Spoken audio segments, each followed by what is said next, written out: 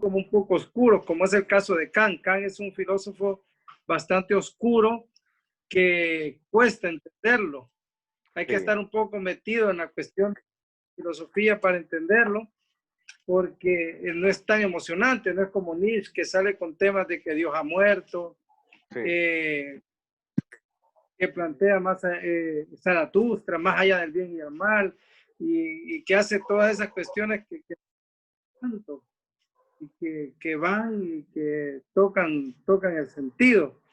Y estos otros filósofos son así un poco más, son más cohibidos, del pensamiento. Básicamente lo que ustedes están trabajando es la teoría del pensamiento.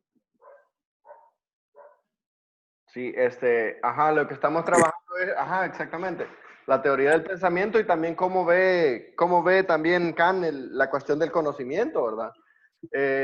Nos comentaba nuestro profesor que Kant era una persona criada como que muy religioso en sus inicios, ¿verdad? Y también nunca salió de donde vivía, ¿verdad? Siempre se mantuvo en su lugar natal, no viajó. Entonces sí se mantuvo en comunicación con otros filósofos, pero según nos comentaban en la clase de ayer, es que pues siempre se mantuvo en su lugar, ¿verdad? Me imagino que si Kant hubiese viajado, tal vez tuviese otra perspectiva. Sí, tal vez, pero fue un genio maravilloso. Sí. Bueno, si quiere comenzar. Comencemos porque la compañera me comenta acá que no encuentra cómo solventar. Perfecto. Vamos a hablar entonces, lo que yo quiero es que usted la manera de pensar que tenía Kant. En el momento que aparece Kant, estábamos saliendo de la época del oscurantismo. La época aquella cuando la iglesia era la que tenía la razón y los reyes eran los que tenían la razón. Ellos apoyaban la razón a través de la iglesia y la razón era prácticamente como una fuente obligatoria de cumplimiento. O sea, yo tengo la razón porque Dios me dio la razón, y yo tengo la razón porque el Papa me ha dicho que yo soy el rey y yo tengo el poder de interpretación de las cosas.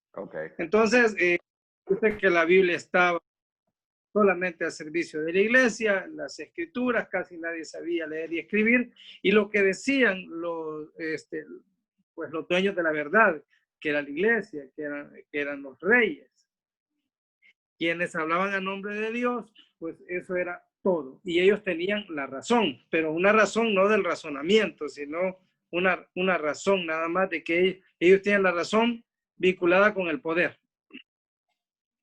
Luego, entonces, estas dos tenían dos corrientes de pensamiento. Entonces, una que era la que decía que el conocimiento se podía adquirir a través de los sentidos.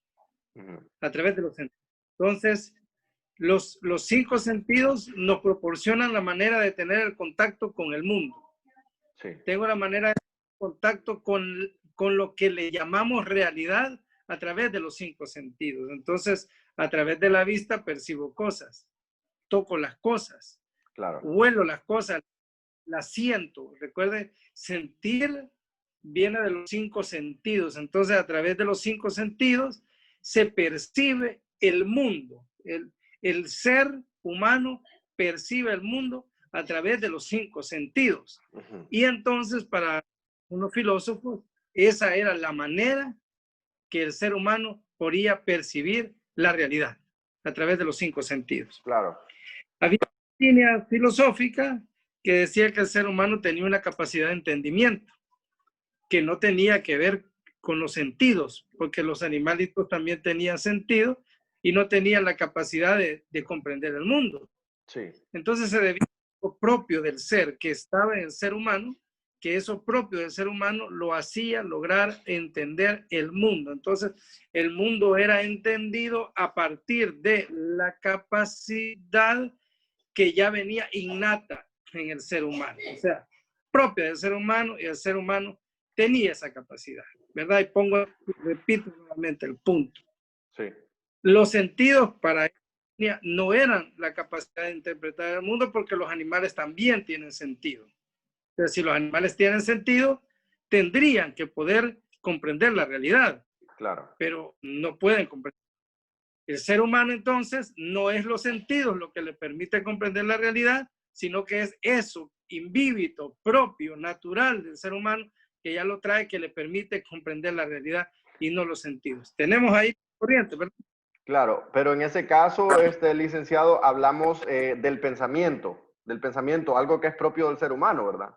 ¿O nos referimos a algo Exacto. más? No, nos referimos a la interpretación Ujú. de la realidad, por supuesto, a través del pensamiento. Ajá, porque pues yo tengo entendido, ¿verdad? Kant sí hablaba un poco de los sentidos, ¿no? Solo que lo toma como un punto de llegada, no como un punto de partida, ¿verdad? Y vamos a llegar. Ok, Es la fusión de esos dos mundos, ok. de esas dos. Y viene y dice que el ser humano sí percibe la realidad a través de los sentidos, sí percibe la realidad a través de los sentidos, pero los sentidos tienen un problema en ellos mismos. Y el problema de los sentidos es que se equivocan. Ok, buen Se punto. equivocan, por ejemplo. En este momento, ¿usted podría decirme que la Tierra se está moviendo a través de sus sentidos? No, no, porque no lo siento. Y yo tampoco siento que la Tierra se está moviendo. Entonces, Exactamente. está engañando el sentido.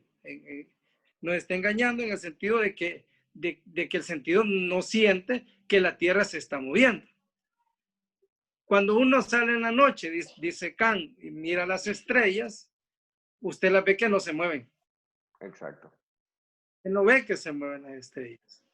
Pero cuando vuelve a salir a los 10 minutos o a los 20 minutos, usted ve que la estrella ya no está donde estaba. Entonces, usted logra percibir a través del sentido que la estrella se movió, pero usted no puede percibir el movimiento de la estrella. Entonces, los sentidos nos engañan, por lo cual, dice Descartes, el sentido no puede ser el medio apropiado para obtener todo el conocimiento. Sí se puede tener conocimiento a través de los sentidos, pero no es el medio apropiado. Y aquí viene un poco lo que decía Francis Bacon, que es parte de la pregunta, Sí, porque dice Bacon dice, todo se puede percibir, el conocimiento se puede adquirir a través de los sentidos. Es lo que se llama el empirismo. exacto. Entonces, viene Descartes y dice, no, los sentidos nos engañan y entonces no podemos confiar en los sentidos totalmente para la comprensión de la realidad, sino que la comprensión de la realidad va más allá de eso y va a entrar entonces al análisis de la relación, hace una nueva relación, que hace la relación entre la relación de la cosa Okay. con el ser humano, pero hace un cambio. Eso ustedes ya hablaron del cambio copernicano. Sí, me parece que tocó ese tema el Hola. maestro, no a profundidad, pero sí, me parece que lo tocó ayer, solo que no a profundidad. Hace un cambio que se llama el cambio copernicano. Viene él y dice, bueno, vamos a cambiar las cosas, porque hemos andado todo el tiempo fuera, todo el tiempo hemos andado buscando afuera las respuestas, por eso estamos tan centrados en el sentido, y hoy no, vamos a hacer un cambio. Copérnico hizo un cambio. Usted sabe que antes de Copérnico se creía que la Tierra estaba estática, que el Sol daba vuelta alrededor de la Tierra, Exacto. igual que los planetas. O está dando vuelta alrededor de la Tierra y que la Tierra era el punto fijo. Pero vino Copérnico y logró demostrar que no era así, sino que era el Sol el que no se movía y que quienes se movían alrededor del Sol eran los planetas. Pero llegamos a otro punto más serio. Al final se ha demostrado de que ni el Sol está quieto, sino que el Sol está dando vuelta alrededor de la Vía Láctea, que son cuestiones que no se pueden percibir a través de los sentidos. Entonces, el cambio que hace, y este es punto clave para entender a Immanuel Kant, es que lo que se convierte en el centro del conocimiento es el hombre. Okay. No buscamos la realidad afuera, no buscamos la realidad en Dios, no buscamos la realidad en las cuestiones metafísicas, sino que la buscamos o la encontramos a partir del mismo hombre. Porque lo que el hombre hace es ver todos los objetos que están a su alrededor,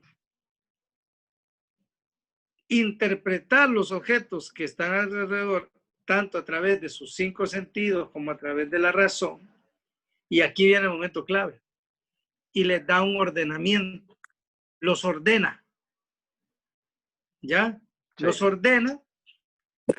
Viene, los pone en orden y a este orden, ¿sabe cómo le llama? A este orden le llaman realidad.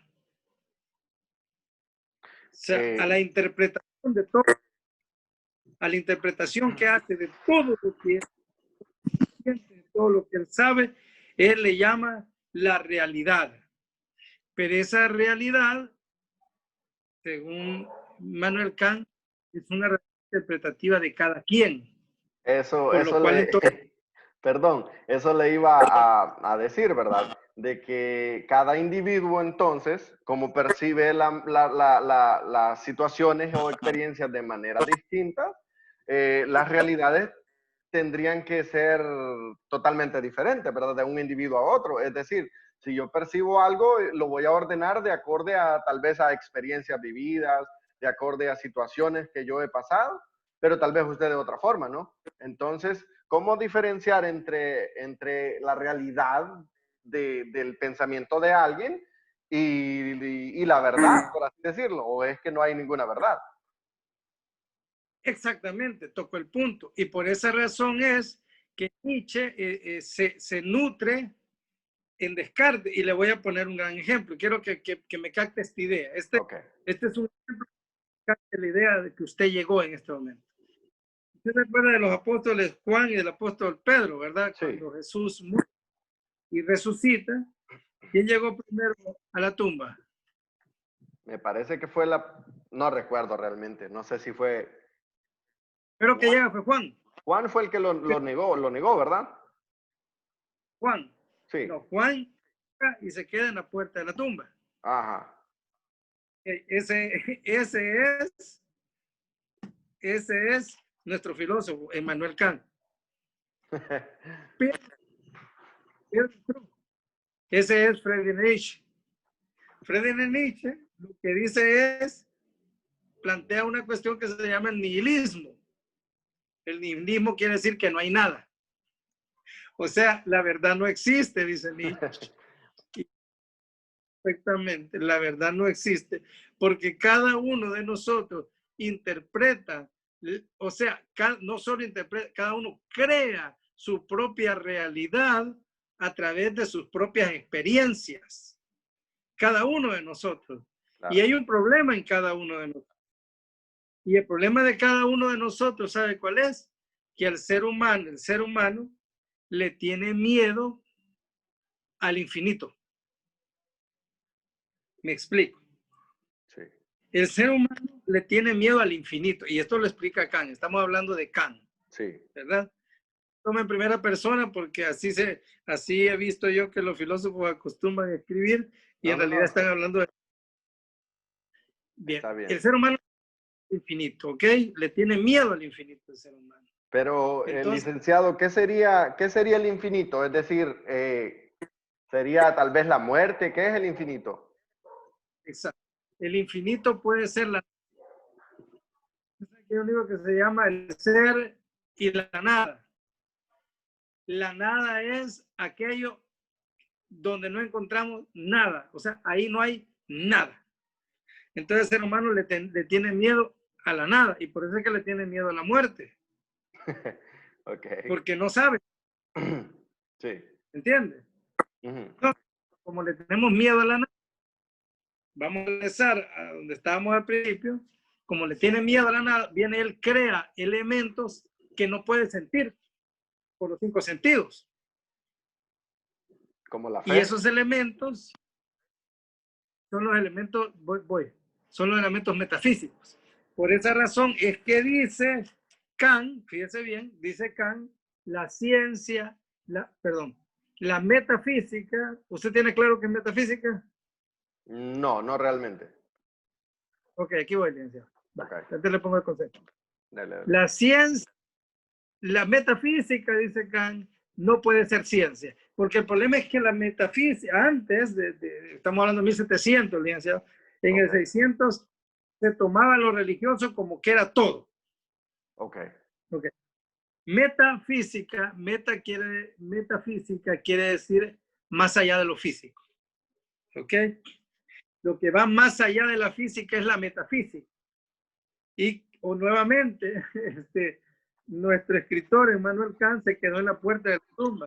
Quien mató la metafísica, y bueno, como va a quedar grabado aquí, Sí. y a Martin Heidegger. Es el más maravilloso que he leído estos últimos años. Martin Heidegger se acabó. Él dice la metafísica no existe. Pero si Kant lo hubieran quemado vivo. Ok. Lo que dice Heidegger es no hay nada más allá después de lo físico. Es decir, él dice de que cuando morimos, pues ahí terminó todo prácticamente, ¿no? No, es que no. Heidegger lo que dice es no sabemos. No, No, bueno, o sea que lo deja abierto. Exacto, Heidegger dice es la posibilidad de todas las posibilidades. Ok. Muerte puede pasar cualquier cosa, pero como yo no sé. Sí, claro, no lo podría asegurar. O sea, mira, tan absurdo es el ateo como el hombre de fe. Porque tanto el ateo dice que no existe un Dios y no tiene cómo probar que no existe. Exacto. Y nosotros los cristianos también somos absurdos diciendo que hay un Dios y tampoco podemos probar que existe. O sea, los dos andamos mal, pero Claro. preferimos quedarnos con la fe, sabiendo que la fe no es científica. Ok, licenciado. Entonces, para resumir un poco y entender mejor, estamos hablando que las metafísicas son aquel conjunto de creencias que nos han inculcado, porque esas no nos las enseñan, ¿verdad? No es que las traemos de nacimiento ni de fábrica, son aquellas cosas que nos enseñan nuestros padres y antecesores, ¿verdad? ¿Para qué? Para llevar una vida moralmente aceptable ante la sociedad. Es para arreglar el problema del infinito. Porque si no hay Dios, el espacio estuviera vacío. Para que el espacio no esté vacío, hemos creado un Dios para que lo llene. Pero entonces, bueno, la creencia entonces de que hay un Dios, ¿verdad? Para llenar el vacío de lo que no podemos tal vez explicar o desconocemos por el momento, lo cual no significa que sea cierto, porque últimamente con los avances que están, pues que están habiendo, nos damos cuenta de que hay un montón de galaxias, ¿verdad? Cuando antes creíamos que solo eran 9 planetas. Claro, exactamente. Entonces ahora, el momento de Kant, acuérdate que ellos solo conocían un par de planetas. Sí. Y lo que usted está diciendo, eso que está diciendo, que hemos descubierto más y más y más galaxias, pero el problema es que eso no tiene fin. Sí. O sea, eso es más infinito que la imaginación. O sea, no hay un momento donde el universo termine. O sea, no digo, aquí termina el universo, de aquí para allá ya no hay nada. No, es infinito. Y como el ser humano le tiene miedo a lo infinito, porque le tiene miedo a la muerte, entonces viene, y aquí le voy de tajo con toda la idea, crea un reino de los cielos. O sea, el cielo no está vacío. Sí. Tiene serafín, ángeles, Arcángeles. niños. Lo hemos llenado. Sí. ¿Sí?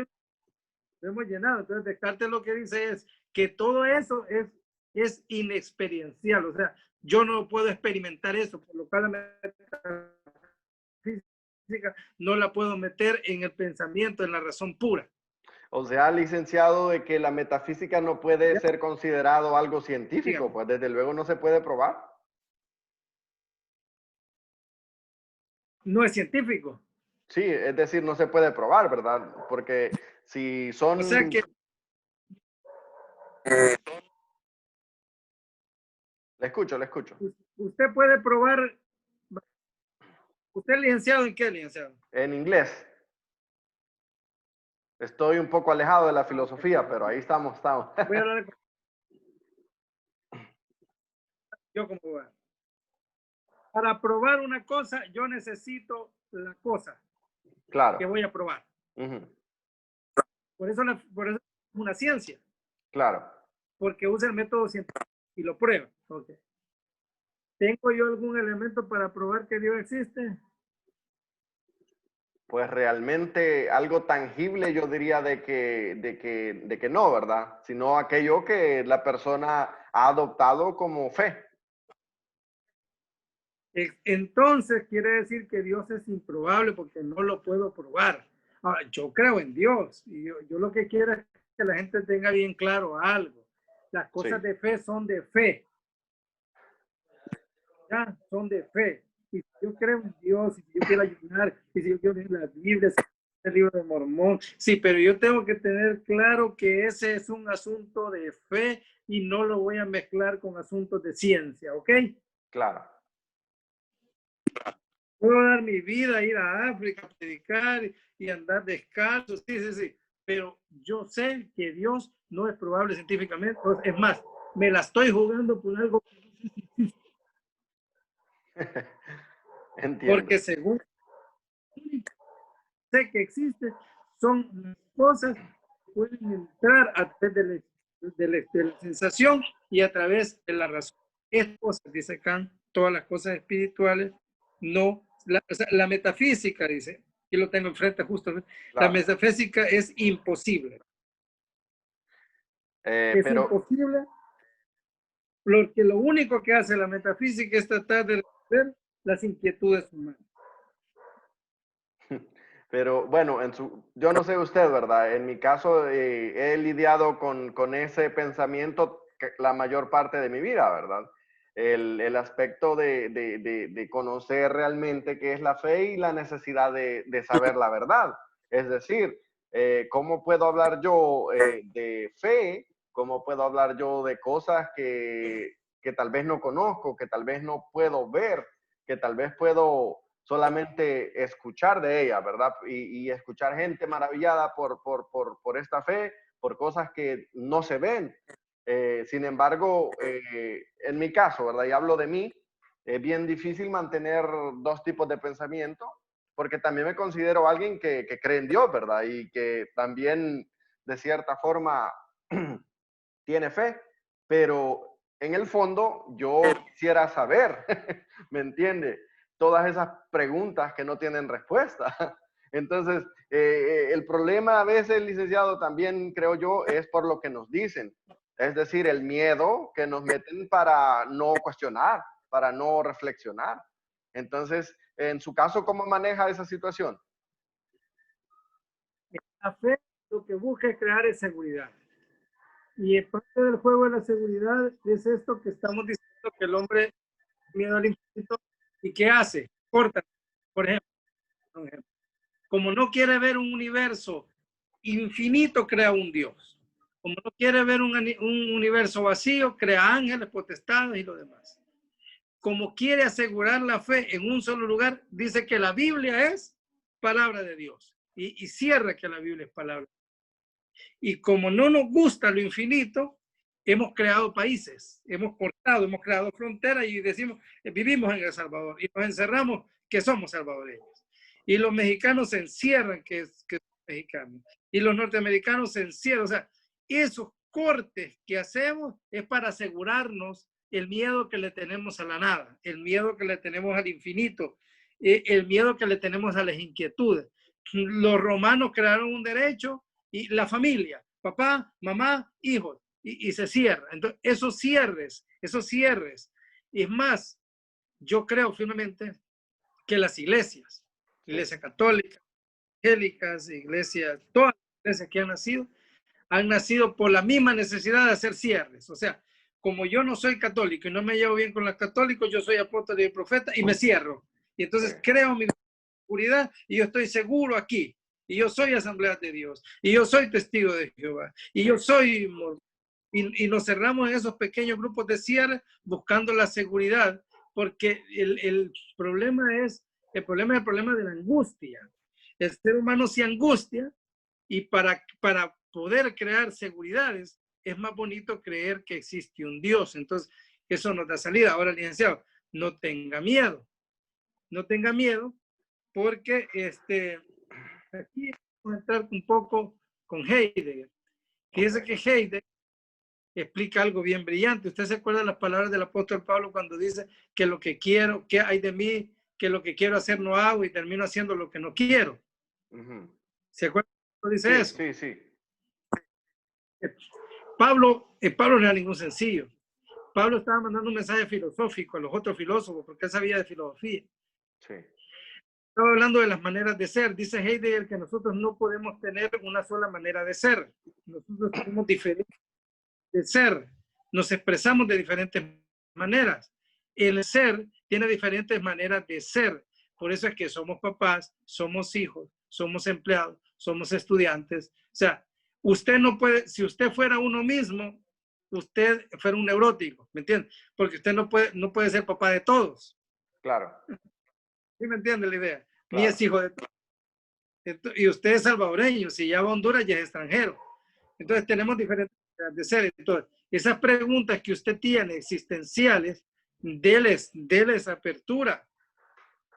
O sea, esas dudas de Dios hay que desarrollarlas, hay que crecerlas. Y cuando uno tiene todas esas dudas de Dios, nunca las resuelve. Y por eso es que después usted puede regresar a la fe y afincarse en ella más tranquilamente, porque le queda más claro que su fe no tiene explicación. Claro. Ok. Entonces, vamos a volver entonces con Emmanuel Kant. Claro.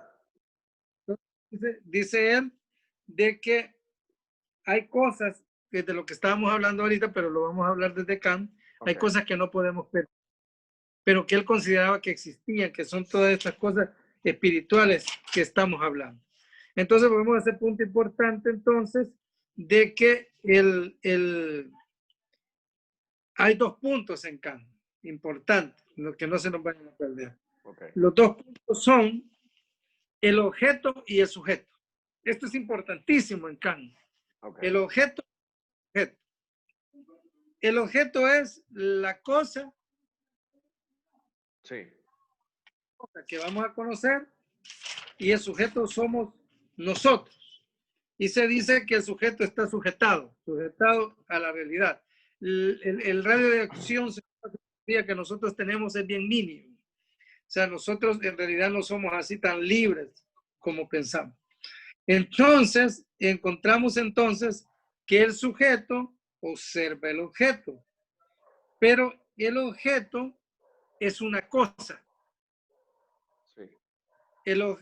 Cuando yo veo esta cosa como objeto, es porque yo como sujeto la estoy objetivizando. ¿Sí me entendió? Sí. Cuando yo veo esta cosa, yo como sujeto, yo veo esta pared que tengo aquí detrás de mí. Ok, yo veo esta pared que tengo detrás de mí. Sí. Esta pared, cuando yo le interpreto esta pared se convierte en un objeto. Pero esta pared en realidad es una cosa. ¿Ya? Sí. Es una cosa. Pero es una cosa que como objeto, yo la conozco, pero como cosa me es desconocida.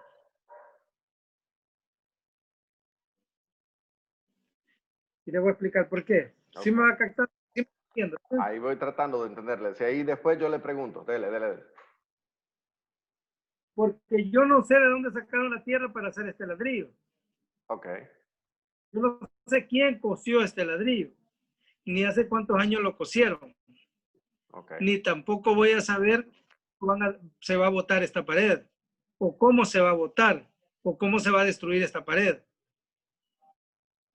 Porque la cosa la tiene todo su tiempo. Entonces yo no sé del pasado de ella, ni sé de cómo va a terminar ella. ¿Ya? Ok. Sí. Entonces como cosa, ella me decida, pero como objeto sí, es la pared de mi casa. En otras Entonces yo la palabras, traigo a mi mundo. en otras palabras, licenciado, volvemos otra vez a la interpretación que nosotros le damos a las cosas.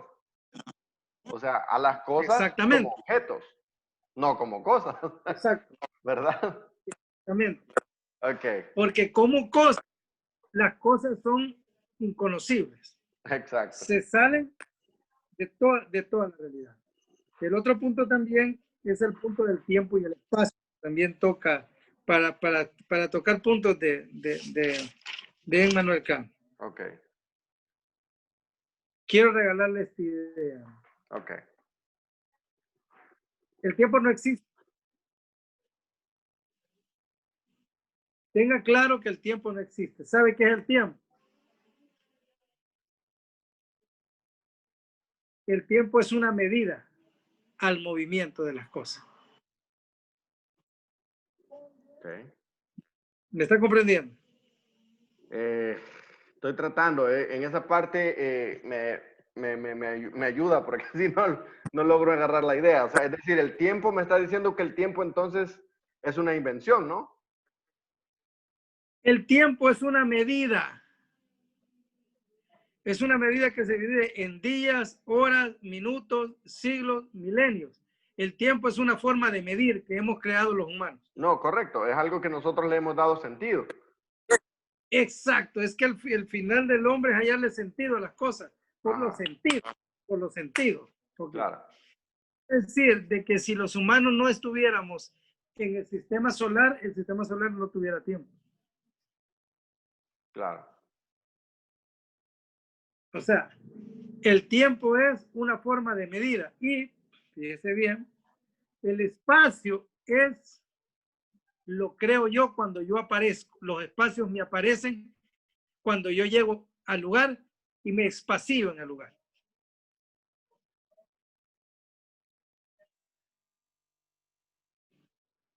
¿Estamos? Estamos. Sí. Lo que existe en realidad es un gran vacío. Más que el espacio, existe el vacío.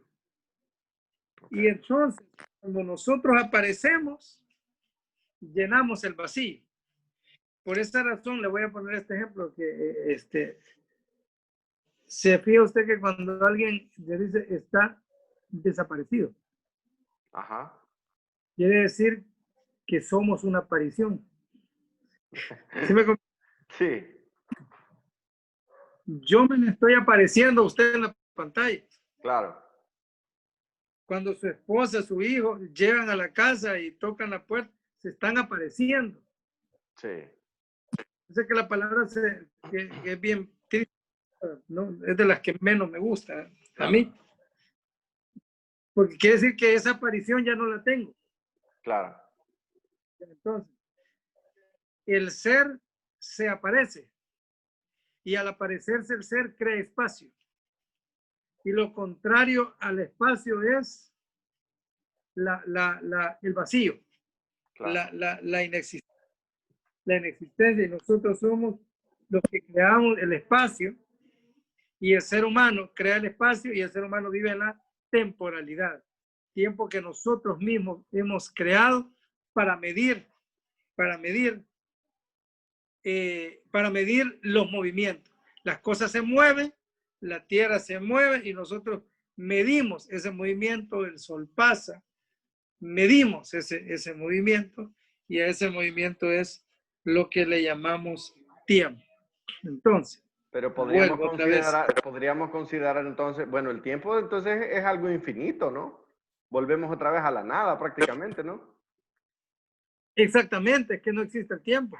Ajá, o sea, es algo que no, nunca va a caducar, por así decirlo, ¿no? ni nunca empezó. Lo creamos, básicamente. Nosotros creamos el tiempo como medida, Sí. pero el no sé qué, la nada, Ok. nada, fíjense, siento que le gusta la filosofía. Sí, sí, es que Al tengo un final, montón de preguntas ahí. al final, más que las cosas en sí, lo que existe es la nada. Es más, las cosas existen porque existe la nada. Usted ha oído hablar de la superposición de las cosas. No, Ah, ok. Aquí donde yo estoy no puede estar otro. Yo estoy aquí porque aquí no claro, me capta la idea. sí. Lick, disculpe que le interrumpa. La llamada se me va a terminar en un minuto. ¿Será que podemos volver a hacer la llamada nuevamente? Con el mismo Vaya, link, perfecto. con el mismo link y todo. Lo que pasa es que este programa solo nos da 40 minutos. Vaya, nos damos ahí un break, tomamos agüita Vaya, y está volvemos bueno. a conectar. Gracias, Lick. Vaya, prepárese un par de preguntas ahí entonces. Vaya. Chivísimo, gracias, Lick.